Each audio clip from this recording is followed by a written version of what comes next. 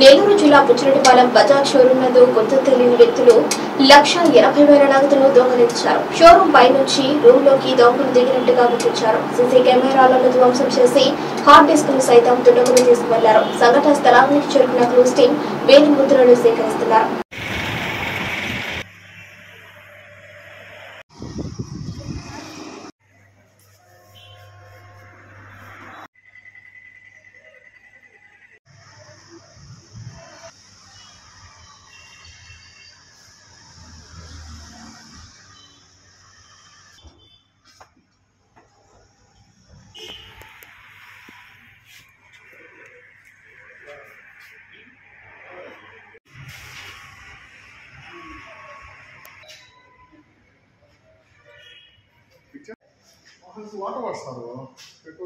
నాగాయగుంట గ్రామం మాది.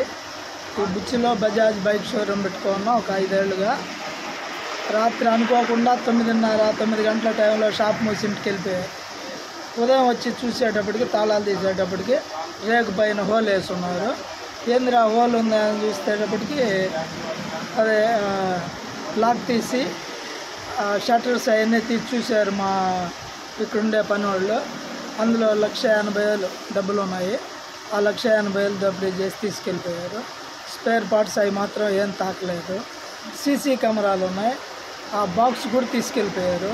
సీసీ కెమెరాలన్నీ ధ్వంసం చేశారు.